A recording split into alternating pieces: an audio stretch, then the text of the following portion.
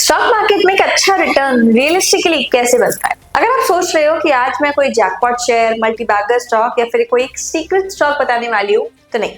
But अगर आप generally stock market से 20 से 25% का रिटर्न कंसिस्टेंटली कमाना चाहते हो, तो ये वीडियो को एंड तक जरूर देखना, because I am going to tell you something that nobody tells you about it. वो सच जो आपको स्टॉक मार्केट से एक बेहतर रिटर्न बना के दे सकता है। यहाँ पे मैं ऑप्शंस के थ्रू एक अच्छा रिटर्न बनाने की बात नहीं कर रही हूँ, जो कि बहुत ज्यादा ल्यूक्रेटिव लगता है, इजी मेकिंग लगता है, क्योंकि उसमें टाइम कम लगता है, इन्वेस्टमेंट कम लगता है और रिटर्न अच्छा मिलने की पॉसिबिलिटी होती है। बट यहाँ पे मैं बताने वाली हूँ कि कैसे आप अपने फंड को अलग अलग तरीकों से डाइवर्सिफाई करके चल सकते हो, ताकि आप यहाँ पे एक बेहतर रिटर्न कमा पाओ मार्केट्स में इन अ लॉन्ग टर्म बेसिस। सब लोग ना मार्केट में इस उम्मीद से आते हैं कहीं 50% का रिटर्न बन जाए, कहीं 100% का रिटर्न बन जाए, बट कहीं 200% का भी रिटर्न बन जाए, जो कि एक अनरियलिस्टिक अजम्पशन है, अनरियलिस्टिक गोल एक इंसान सेट करता है जब वो स्टॉक मार्केट में आता है। अब जब आप ये अनरियलिस्टिक गोल सेट करते हो तो रिजल्ट क्या होता है? रिजल्ट सीधा होता है ओवर ट्रेडिंग, दूसरा होता है excessive losses and third is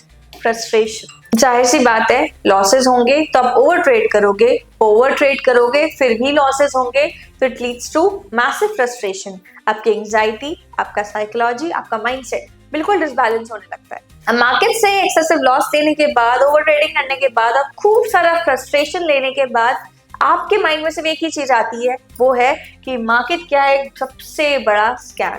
stock market सिर्फ उन्हीं लोगों के लिए स्कैम है जो मार्केट में सही तरीके से ट्रेड नहीं करना जानते हैं, सही तरीके से इन्वेस्ट करना नहीं जानते हैं, अपने पैसे को कैसे मैनेज करके चले, अपने रिस्क को कैसे मैनेज करके चले, ये नहीं जानते हैं। उन्हीं लोगों के लिए स्टॉक मार्केट एक सबसे बड़ा स्कैम है, था और हमेशा रहेगा। तो आज मैं बताने वाली हूँ कि कैसे आप स्टॉक मार्केट से रियलिस्टिकली 25% तक का एनुअल रिटर्न आप निकाल सकते हैं। मार्केट्स में 25% का रिटर्न बहुत ज्यादा बड़ा है।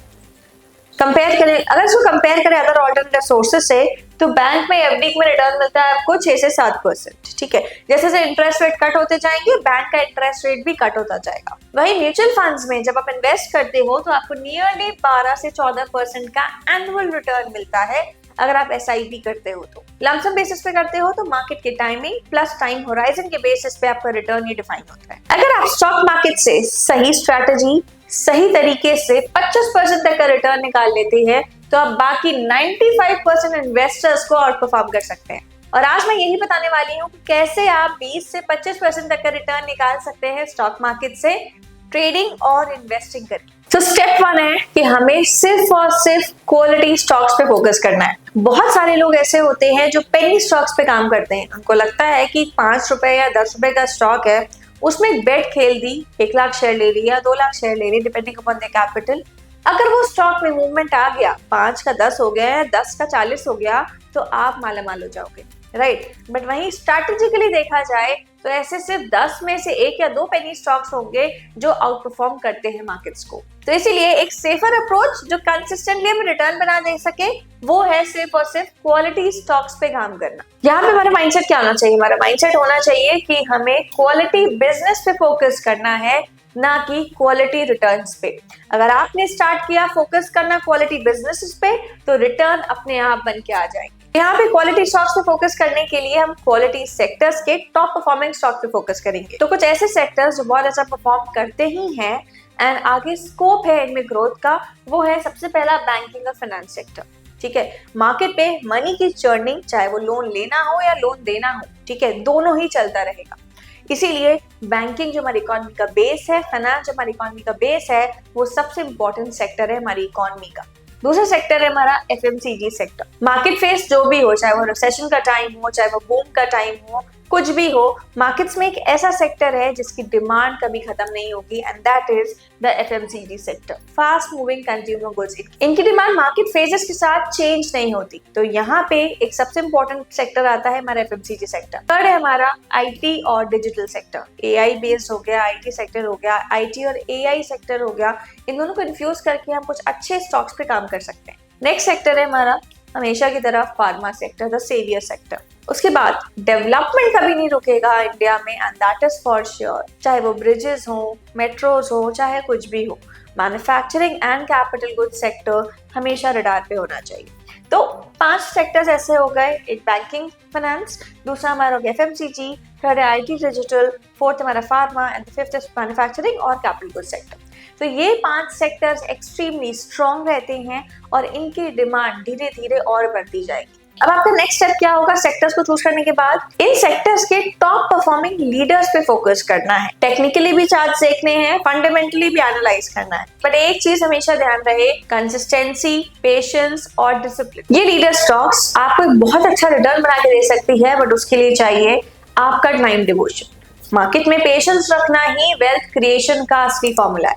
अब नेक्स्ट स्टेप जिसमें फोकस करना है वो चीज नहीं करनी है, that is over diversification. Diversification करना है बट सिर्फ एक लिमिट तक करना है। ये नहीं कि बहुत मल्टीपल स्टॉक्स में डाइवर्सिफाई करके चल रहे, इससे क्या होगा, हमारा पोटेंशियल रिटर्न का वो कम हो जाएगा और रिस्क का पोटेंशियल बढ़ जाएगा। तो अपने पोर्टफोलियो में नियरली अबाउट 10 to 12 स्टॉक्स ही रखने हैं, उससे ज्यादा स्टॉक्स अपने पोर्टफोलियो में नहीं रखना है। जितने ज्यादा स्टॉक्स आप रखेंगे उतना ज्यादा पोर्टफोलियो मैनेजमेंट में आपको इश्यूज आएंगे। नेक्स्ट जो चीज नहीं करनी है, लोग क्या करते हैं, सबसे बड़ी गलती करते हैं, 40 से 50 स्टॉक्स अपने पोर्टफोलियो में ऐड करके रख लेते हैं। आप मार्केट में इन्वेस्ट कर रहे हो, आपने कोई म्यूचुअल फंड का पोर्टफोलियो नहीं लिया है। अगर ऐसे ही करना है, 40 से 50 स्टॉक्स में इन्वेस्ट करना है तो डायरेक्टली म्यूचुअल फंड में इन्वेस्ट कर दो, ठीक है। बट अगर आपको स्मार्ट इन्वेस्टिंग करनी है तो राइट स्टॉक्स को सेलेक्ट करना है जिसमें मैसिव ग्रोथ दिख सकती है आने वाले टाइम में। अब जब आपने सेक्टर्स को डिफाइन कर लिया है, सेक्टर्स के टॉप परफॉर्मिंग स्टॉक्स को डिफाइन कर लिया है, उसके बाद क्या करना है आपको जो भी टॉप परफॉर्मिंग स्टॉक्स है आपके पोर्टफोलियो में, ठीक है, उनका वेटेज इंक्रीज करना है with the passage of time. मतलब मान लीजिए अगर आपने कोई स्टॉक 500 के लेवल्स पे लिया हुआ है, तो जब वो 600-700 का लेवल आता है तो आप उसमें और ऐड करें, ठीक है, विद अ फ्यूचर व्यू कि उसमें और ग्रोथ दिखेगी, राइट। तो मार्केट में वेरियस स्ट्रैटेजीज होती हैं, पुल बैक पे बाय करने का या डिप से बाय करने का, वो आप यूज करके चल सकते हैं to add on to your winning positions. लोग अक्सर ये गलती करते हैं, वो अपने पोर्टफोलियो में लूजिंग पोजीशंस, मतलब जो स्टॉक उनको लॉसेस दे रहे हैं उनको एवरेज आउट करने लगते हैं। उनको लगता है कि अगर एवरेज आउट कर देंगे तो स्टॉक की वैल्यू जो है जिस पे उन्होंने बाय किया हुआ है वो कम हो जाएगी और उसके बाद प्राइसेस जब उस लेवल पे आएंगे तो उनको अच्छा प्रॉफिट हो सकता है, ठीक। तो लॉस मेकिंग स्टॉक्स में एवरेज करने से आपकी प्रॉफिट की पॉसिबिलिटी नहीं बढ़ जाती बल्कि लॉस की प्रोबेबिलिटी बढ़ जाती है। तो अपने टॉप 3 परफॉर्मिंग स्टॉक जो अच्छा परफॉर्म कर रहे हैं, तो जो भी आपके कैपिटल है उसका 40% एलोकेशन आपको टॉप 3 स्टॉक्स में डालना है, ठीक। इससे क्या होगा, बेटर परफॉर्मिंग स्टॉक्स पे हम ज्यादा वेटेज दे रहे हैं, इनमें अच्छा मूवमेंट आएगा, आपके पोर्टफोलियो की वैल्यू एक्सपोनेंशियली बढ़ेगी, ठीक है। हर स्टॉक में इक्वल वेटेज करेंगे तो कोई स्टॉक में अच्छा रिटर्न बन रहा है, एक स्टॉक में नेगेटिव रिटर्न बन रहा है, तो वो बैलेंस आउट हो जाता है। तो जो अच्छे स्टॉक्स हैं, जो आगे अच्छा परफॉर्म कर चुके हैं और आगे भी अच्छा परफॉर्म करेंगे, उनमें हम अपना वेटेज को इंक्रीज कर देंगे। Now step number 3, that is to do the SIP and buy the dips, ठीक है। जैसा भी मैंने आपको बताया, गुड फंडामेंटली स्टॉक्स पे डिप के आने का वेट करेंगे, बट यहाँ पे मैं आपको अलग बाय और डिप स्ट्रैटेजी बताने वाली। नेक्स्ट थिंग आपको क्या करनी है, अपनी कैपिटल का कुछ फंड आपको मंथली SIP पे करना है और एक और चीज आपको डेली SIP का करना है। कुछ लिक्विड फंड जैसे कि इंडेक्स फंड्स हो गए, इनमें आपको डेली SIP करनी है, क्योंकि मार्केट हर दिन फ्लक्चुएट होता है। मार्केट के हर दिन फ्लक्चुएशन पे आपको हर दिन की NAV डिफरेंट मिलेगी। तो मंथली एवरेज आउट करेंगे तो आपको एक अच्छा रिटर्न मिल सकता है। तो कंसिस्टेंटली अगर आपने डेली SIP करी है ना, तो अगर आप लॉन्ग टर्म में देखेंगे ना, आपको इसका एक बहुत अच्छा बेनिफिट दिखेगा, ठीक है। तो मंथली SIP के साथ साथ एड ऑन करना है डेली SIP भी। डेली SIP किस में करनी है, लिक्विड फंड्स में करनी है। नेक्स्ट चीज, मंथली SIP हम स्टॉक्स में भी कर सकते हैं, ठीक है, म्यूचुअल फंड्स में भी कर सकते हैं ताकि हमारा एक अच्छा कॉर्पस बन सके। म्यूचुअल फंड्स भी डायरेक्टली स्टॉक मार्केट से रिलेटेड है, डायरेक्टली स्टॉक्स में पैसा लगाएंगे तो भी स्टॉक मार्केट में जा रहा है। तो इनमें डाइवर्सिफाई करके चलना है कि कुछ पार्ट हमारा जो SIP का होगा वो हमारे म्यूचुअल फंड्स में जाएगा, कुछ पार्ट जो है हमारा स्टॉक स्पेसिफिक जाएगा, ठीक है। स्टॉक्स में भी आप SIP करके चल सकते हैं। तो ये तो बात थी जब मार्केट कंसिस्टेंटली अच्छा परफॉर्म कर रहा है, बट जब मार्केट करेक्ट होगा उस फेज में क्या करना है, उस फेज में हमें यूज करनी है buy the dip strategy. Market जब भी 5 से 10% का करेक्शन दिखाता है, निफ्टी में अगर करेक्शन दिख रहा है, स्टॉक्स में भी करेक्शन आपको दिखेगा। कुछ ऐसे स्टॉक्स भी होंगे जो 20 से 25% तक का भी ड्रॉडाउन दिखा चुके होंगे, बट सिर्फ कुछ अच्छे फंडामेंटल स्टॉक्स पे ही आपको फोकस करना है, हर स्टॉक पे फोकस नहीं करना है। तो जब मार्केट करेक्ट होता है, nearly about 5 to 8% extra buy करके चले उन स्टॉक्स में जिनकी आपकी पोजीशन है, ठीक। आप ऑलरेडी प्रॉफिट में हैं, ठीक है, तो लॉस मेकिंग टाइम पे आपको एवरेज नहीं करना है, ठीक।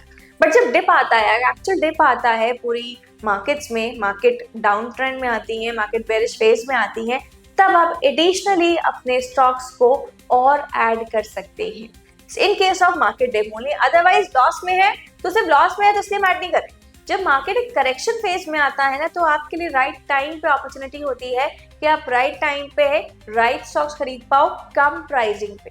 ठीक है, तो अगर आपने कोई स्टॉक मिस कर दिया है, आप नहीं ऐड कर पाए हो, तो जब मार्केट करेक्ट होता है तब आप अपने पोर्टफोलियो में वो स्टॉक्स को ऐड करके चल सकते हो। ये simple buying on dip strategy और आपकी मंथली एसआईपी और डेली एसआईपी आपको सीधा 6 से 10% तक का एक्स्ट्रा रिटर्न देके चल सकती है ऑन एन ईयरली बेसिस। अब बात करते हैं स्टेप 4 की, जो सबसे इंपॉर्टेंट है। जब तक आप एग्जिट नहीं करोगे तब तक आपका प्रॉफिट जो है वो रियलाइज नहीं होता।